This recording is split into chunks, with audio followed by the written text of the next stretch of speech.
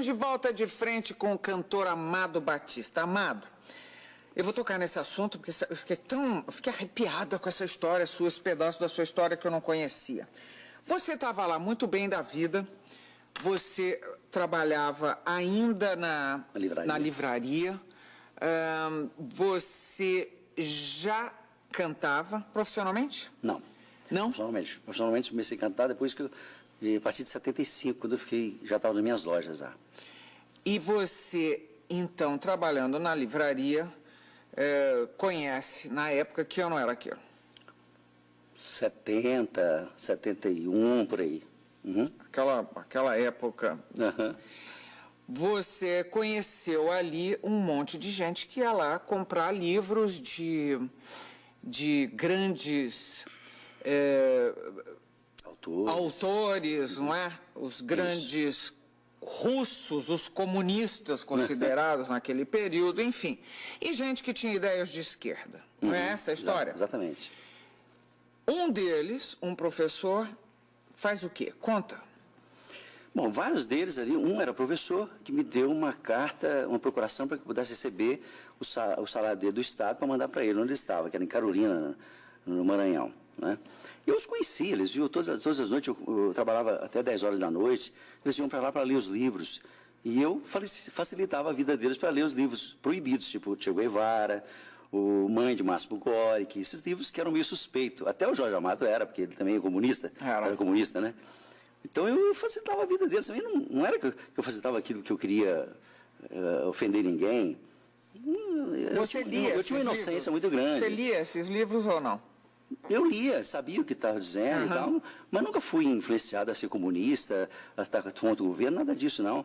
Eu conheci os caras e disse que quem anda com quem está fazendo as coisas erradas, isso é errado também. Né? Esse professor que te deu uma procuração e pedia para você mandar essa grana, ele não estava no Maranhão, ele estava lá. Ele mandava só o dinheiro para o Maranhão. Ele morava lá e lecionava lá. Depois ele, com medo de que pudesse ser preso, talvez, ele foi embora para o Maranhão e me deixou essa procuração para receber e mandar o dinheiro para ele. Só que você não sabia que ele estava... Eu não sabia, não tinha a mínima ideia de que eles tinham projetos tipo detonar quartéis com bomba. E que ele estivesse sendo perseguido pela repressão, nada? Eu não sabia das reuniões deles, eles tinham reuniões, eles tinham códigos que eu não sabia. Não tinha a mínima ideia.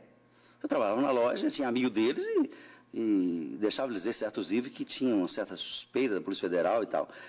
Mas eu não tinha nenhuma ligação com eles, política nenhuma. Infelizmente, fui preso porque eu era uma das pessoas simples, inocentes da história e conheci os caras, só isso.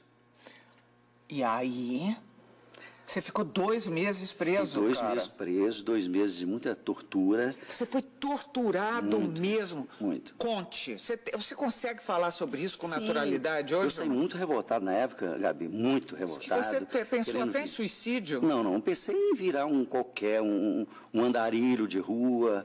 Pensei, sei lá, não teve motivação a vida para mim. Felizmente, a base estrutural que eu tenho de família fez com que eu levantasse a cabeça, cuidasse das minhas lojas e crescesse, enfim. Mas eu saí de lá arrasado. O que fizeram com você? Me torturaram, me deram choque, me deram pressão psicológica, uma série de coisas. Inclusive eu li, tem uma das coisas que eles faziam, botavam um capuz. Isso, eles colocavam o capuz, me torturavam, às vezes batia na mesa inesperadamente. Porque você estava com a cabeça coberta, exatamente, você não sabia. Fazia todo tipo de tortura. Falavam que ia te matar. Exatamente, que ia jogar de cima do avião, embaixo no rio, que ia botar uma cobra aí comigo. Essas coisas que era para que você, sei lá, eu já tinha contado tudo que eu sabia, não tinha interesse em esconder nada, mas eles sempre achavam que você ainda tinha alguma coisa a mais para contar. Como é que você conseguiu sair dessa? Eu não sei, chegou um momento que eles perceberam que eu não tinha nada a ver com a história, que eu era inocente, que eles já tinham tirado talvez tudo de mim que eles queriam tirar, já tinha aprendido todos os caras que eu conhecia, eu via os caras sofrendo lá também, sabe? Amado, hoje, em épocas de comissão da verdade, você não tem vontade de ir atrás desses caras? Você não tem esse desejo de fechar essa história da sua vida? Sinceramente não, sabe, Gabi? Eu acho que eu estava fazendo uma coisa errada também, eu acho que O que você estava fazendo de errado? Não, acho que eu não tinha que de estar contra, brigando contra o governo. O governo estava defendendo também de pessoas que estavam querendo tomar o país à força, com as armas nas mãos. Nós podíamos ter virado uma Cuba, se isso tivesse acontecido. Será, ou não? Mado? Será? Será que não? Será, Será mano? que não? Você passou por lado dos seus torturadores? Não, não passei por lado de ninguém, não. Eu acho que quando uma criança cospe a sua cara, chuta a sua canela... Mas o que você estava fazendo de errado? Você estava mandando dinheiro O que a mãe e o pai cara? devem fazer? Não deve corrigir? Deve corrigir. Então, eu estava fazendo uma coisa que não era correta. Eu acho que... Você acha que foi uma boa correção que te deram? Eu acho que foi. Você tá louco, Amado? Eu não estou, não. Você tá louco? Você saiu de lá perdido, sofrer realmente, tortura física. Não, saí Nem realmente. criança, a gente não faz isso. Você seria Não capaz... faz. Eu acho que não é a forma de corrigir alguém, mas eu estava errado. Enfim, eu acho que estava errado. Por que você mandava o dinheiro?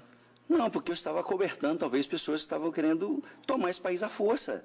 Eu acho que se nós queremos democracia, não é essa forma de você administrar um país, de você tomar os poderes do país. Não é assim.